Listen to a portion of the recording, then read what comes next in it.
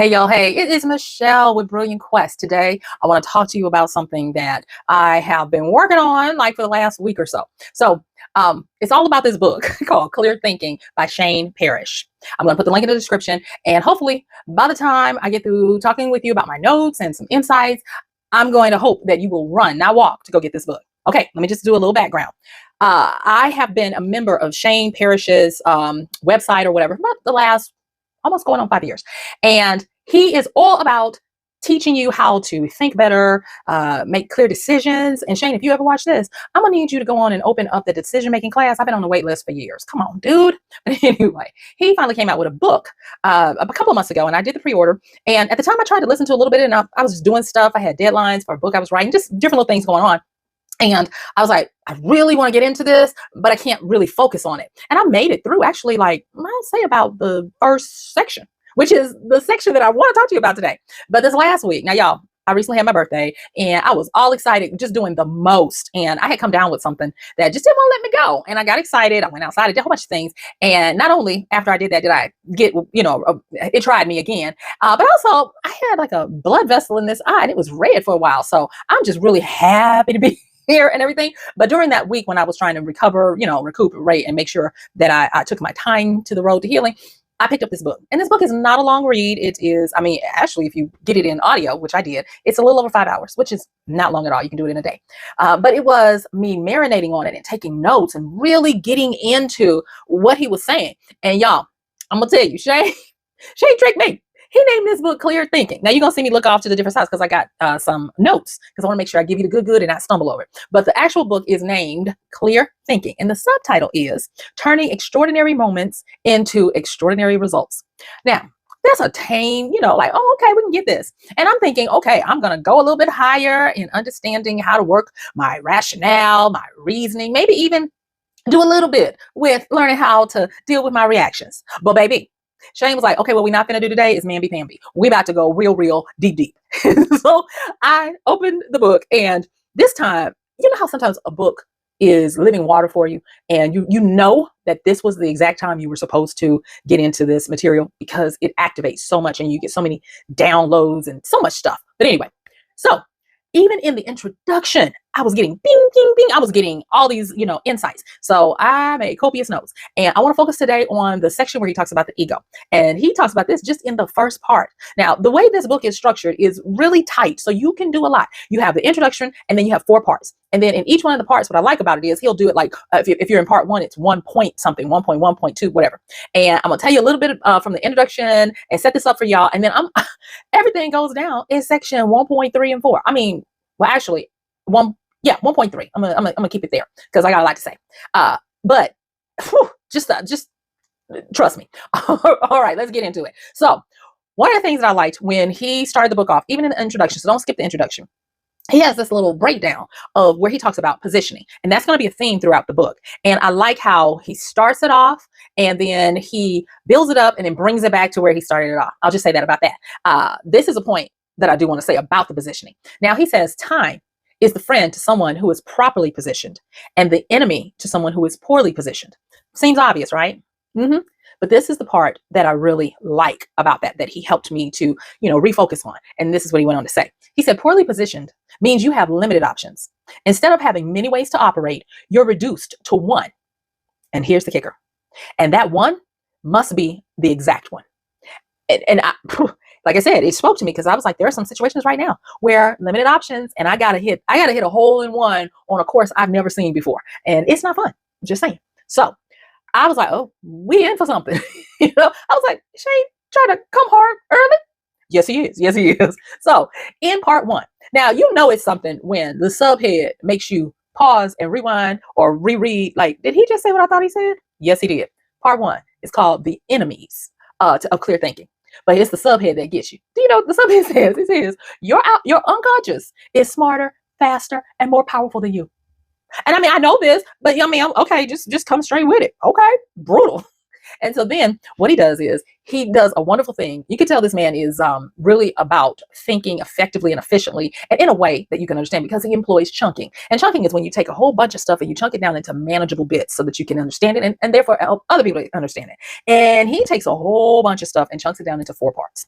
And the way we're going in this is we're talking about clear thinking, but instead of going just straight into the thinking part, which is the front part of the brain, it's where the logic, reasoning, and our ability to have social etiquette lives. He goes all the way to the back, and he's like, let's deal with this primal, let's deal with this monkey brain, let's deal with this irrational brain. And he says he's going to chunk it down so that you understand 4 defaults. And a default is like the base settings, okay? But unlike when you get something and you customize it and you don't have to deal with those defaults, the way we're wired is a lot of times we think that we're in this front part of our brain when we have defaulted back to the back. And so real quick, those 4 that he talks about are the emotion default, ego default, social default, and inertia default. And real quick, because like I said, I don't want to give you all of it. I really want you to go read this, but I need to set this up so we can understand a little bit about the ego part. So the emotion part is when we tend to do things based on our reaction to a feeling. That's important. So like somebody says something or something happens to you, and before you know it, you're going off, you are crying, you are reckless. That's your emotion. The ego part, and this one, like I said, this is why I'm highlighting this one today. The ego part, he says, that's when we tend to respond when our sense of self is called into question, or we are prompted to prove ourselves, or our sense of unworthiness is triggered. Then he talks about social, where, that's kind of like, as you would think, we tend to behave like the crowd, even if we don't feel like the crowd, so that we don't have no smoke, because our brains are still wired. Do what you can to stay in the tribe, because outside the tribe, you die. Okay. And then the inertia one. It talks about how we tend to do things that are comfort seeking and habitual. We like the known. We don't like the unknown. And case in point about that one, there's a book that I talk about, because I actually just kind of go back and read it here and there because it's so good. And it's by Napoleon Hill. It's called Outwitting the Devil. And in this case, Napoleon Hill has a conversation with the devil, and the devil talks about fears we have, like fear of poverty, a fear of aging, and all these different fears. But why I thought about that book is when Shane talks about the default of inertia and comfort seeking and sticking with the known, if it ain't broke, don't fix it. It made me think about that book, where it's easy to get into apathy. And we all know a idle mind is a devil's workshop. So, check that book out if you haven't. And you can find all the links in the description for the books I'm making note of. But today, this is about clear thinking. All right, so let's get into the ego. And of course, like I said before, I'm going to be looking at my notes and everything. And one of the things I do want to say about this is, even though if you get the book, he kind of talks as if you are a worker in a corporation. This applies in your life. And baby, when I say it started, what's that old saying? If you can't say amen, say ouch, ouch, ouch, ouch. It was me, because I have worked on my ego a long time. And I'm going to say about 80% of what he said, I work on, because I know my ego is an issue. I do, because I know that it is connected to worthiness issues. And so I try to do my work. But then there were other things that he said, so sometimes there's a little tweaks that helps you to answer other things. And I was like, oh, okay. So I've been having to marinate on this. I've been having to chew this and really, get the nutrients out of it, because there are changes that I'm having to make about this whole ego thing. Okay. So he sets this up with telling stories, and he talks about The Godfather. He talks about Paul Revere and Benedict Arnold. I've said Benedict Arnold, the traitor. He talks about himself and giving really good anecdotes to help drive the point in. And what I liked about this was how he showed how the subtleties of your ego default will get you. Because out of all of these, it's the ego that's the most insidious, that will have you thinking that you're logical when you are not. You are cuckoo for Cocoa Puffs. You are totally being driven by that inner drive that makes you have to stand 10 toes on who you are and what you're going to take and all this kind of stuff. So in the section where he deals with the ego, he starts it off, like I said, forgive me, y'all, itchy nose allergies. He starts it off by talking about confidence. And baby, he goes forward on this confidence. Okay, so I'm going to look at my notes from here on. So please forgive me. And again, I don't know why my nose is starting to itch. Okay, so here we go. For the ego part, and when you get the book, it's section 1.3, and he's got 4 sections of this book. So I'm just talking about just getting you started. All right, but for the ego part, he says, your ego demands that you prop up and protect your self-image at all costs. And that's saying a lot. because sometimes we aren't aware of what's really driving us, how we self-perceive, what we think we deserve, what we think we should be respected for, and the list goes on. And we got to be careful because the ego can do some horrible things if it runs amok. And that's why I was like, this week I was like, oh Lord, I've been amok, and I had to reel that back in. So one of the things that you're dealing with when you're dealing with this ego is that you're full of pride. Yeah, you're full of pride. And there's usually kind of like this drive to feel and appear certain ways, whether they're true or not. Your mind will mangle how you see the world to always reinforce that you're appearing and feeling a certain way, whether you are or not. So he opens this up by talking about confidence. Now, this is an aside. I did a podcast. I'll probably start doing it again, but it's got over 400 episodes on it, and it's called Wisdom Smack, where I deal with confidence. And this is one of the better treatises of it that I've seen recently, because it takes into account what the world looks like when we are constantly getting information, when more and more people have access to platforms like this, like YouTube. Anybody can get on YouTube. And so how he says this is he says that when we're in our ego default, we have this need to appear confident and not necessarily be confident. Likewise, we have this need to feel successful, even if we aren't actually successful. You've seen people that get online and will try to sell you something or convince you of something, and they ain't done it. So this is what Shane says. He says, under the appearing successful versus being successful, he says not all confidence is created equally. He says, on the one hand, he says sometimes it's from a track record of applying deep knowledge successfully. Kyle Newport talks about deep learning. Dr. Enders Anderson talks about deep practice. And when you combine these, this is how you can successfully implement data and knowledge and then refine it and turn it into wisdom. And wisdom is really when you take data and knowledge and you're able to synthesize it into new ways because of your experience of it, because of your complex understanding of it. And we're going to talk about how to figure this stuff out with a model that I've used and others have used that you may be privy to, but if not, I got you. All right. So he says one of these competencies is when you've done this deep work and you understand, because you got the experience, you got the knowledge, and you have integrated it into yourself to turn it into new avenues of being able to do something. But the second one, he's not shady. It's just, it can be shady. This is what he says. He says, in the world of the internet, he says sometimes it's from the shallowness of reading an article. He says there are many people out here go and read 2-3 articles and think they're an expert and try to tell everybody everything about everything. And he goes on to even talk about a time that he was in a meeting, and it was clear that that's what this person was doing.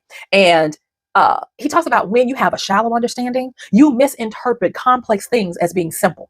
I used to say, be careful of people that say it's just like, when they're trying to explain something to you. And now I'm understanding that a lot of times that's because of either shallow knowledge or an inability to translate their experience into Joe Q. Public's experience by way of making many assumptions that people know something that they don't.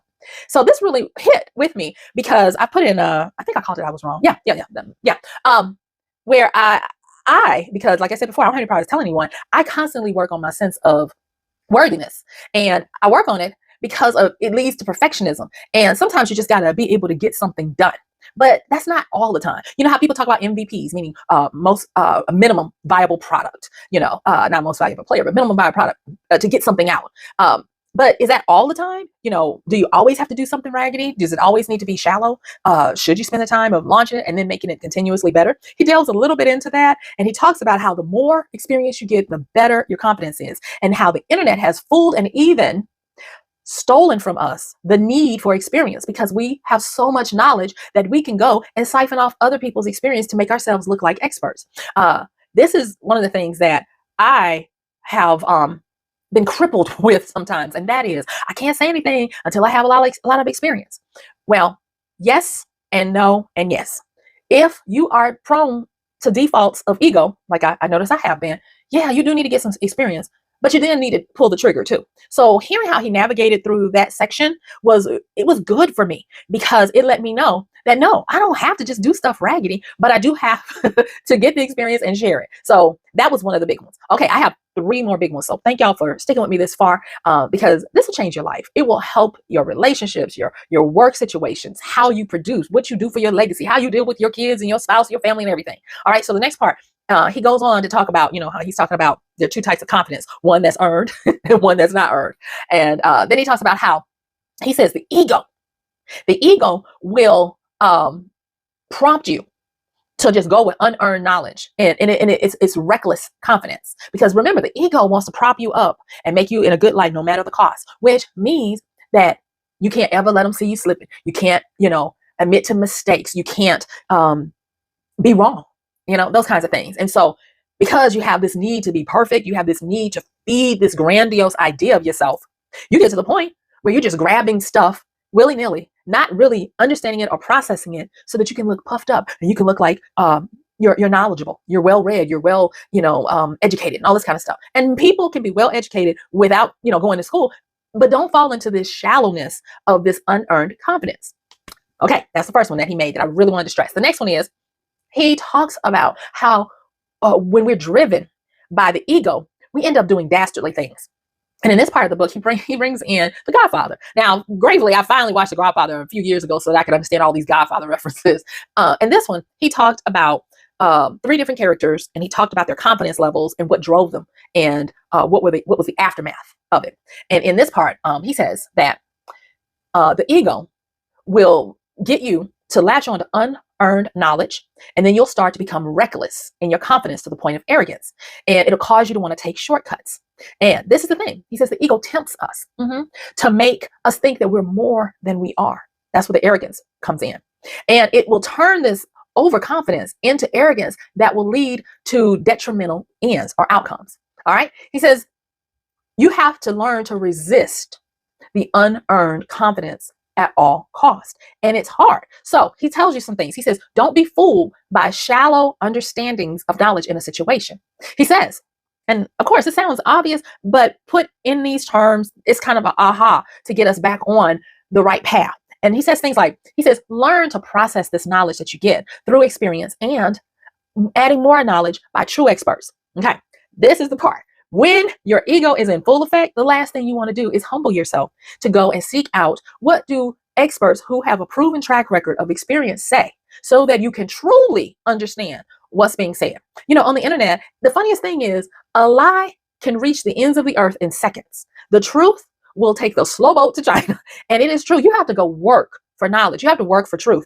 And the ego doesn't like to work like that, because in its working, it makes you think that you're exposing yourself to weaknesses and you're showing vulnerabilities, when it's the exact opposite, which is the next part about this. He says that the ego makes us concerned and focused on maintaining or upgrading our perceived status, our perceived station in life, or our perceived place in the social hierarchy, with having us preclude going and extending our skills and our knowledge and our experience. It makes it where we're so busy acting successful and trying to feel successful that we're not actually successful. And then this is the next part. I have 2 more parts about this, and then I promise I'll let you go. This is the next part. It says that when you are so hell-bent on people seeing you as great, that very thing, an unchecked ego, that very thing will let the same people see the shortcomings that you become blind to.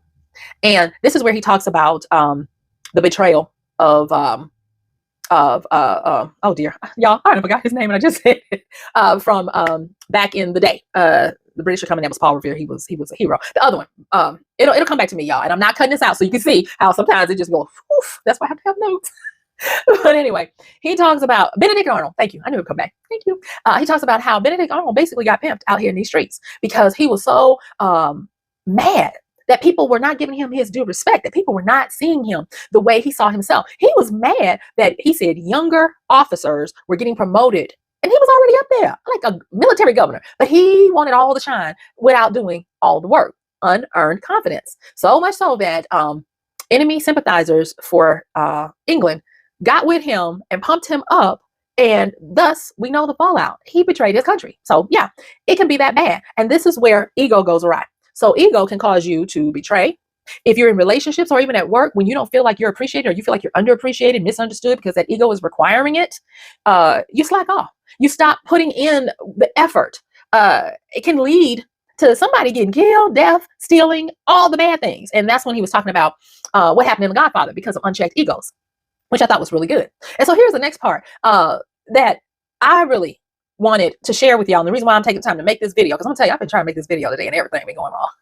But that is to beware of harbored resentment, unprocessed resentment, because you'll start getting reckless in your relationships. You'll start on a path of destruction. Like I said before, you'll stop putting in the effort, and it makes you unable to make good judgment. So the more you live in this back, monkey brain ego unchecked, the harder it is for you to get back up here into the frontal lobe where you get logic and reasoning and the ability to have willpower to stop, to reevaluate, reassess, and readjust. And so this is really important. All right. So the good thing is there are many other points that he makes, but those are three I want to make sure I told you. So at the end of this particular section, because like this is just one section, he gives you kind of like a little checklist to know if your ego has been running amok. Okay. I don't know why I like saying that word. All right. So this is the thing. He says, beware if you spend tremendous energy on how you are seen or perceived by others.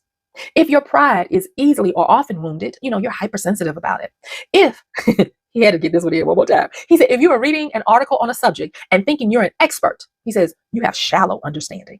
He says, if you always have to prove that you're right. He says, if you have a hard time admitting mistakes.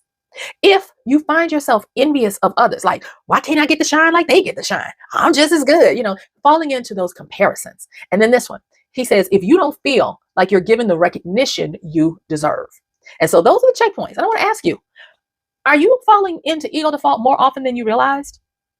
I'm just telling you, it is really a dangerous and slippery slope to self-destruction. So take it from me, take it from Shane Parrish, check yourself before you wreck yourself. And I want to leave you with this. And that is that every day we wake up, we have a brand new person. The greats, MLK, others, philosophers have all said that each and every day we should die daily to the old self, so that when we wake up, we can be a new person and have a brand new mercy of being better. And by tackling those little sneaky little dark areas of the ego, that shadow part that everybody can see that you can't see, you will become more powerful and getting the very thing that you wanted by humbling yourself, by being teachable, by doing the work to process and learn information. So guess what? My time is up. I thank you for yours. This is Michelle, your big sis from Brilliant Quest. Oh, don't forget to like, subscribe, share, and comment. And I will see you on the next one. Have a great rest of your day. Bye.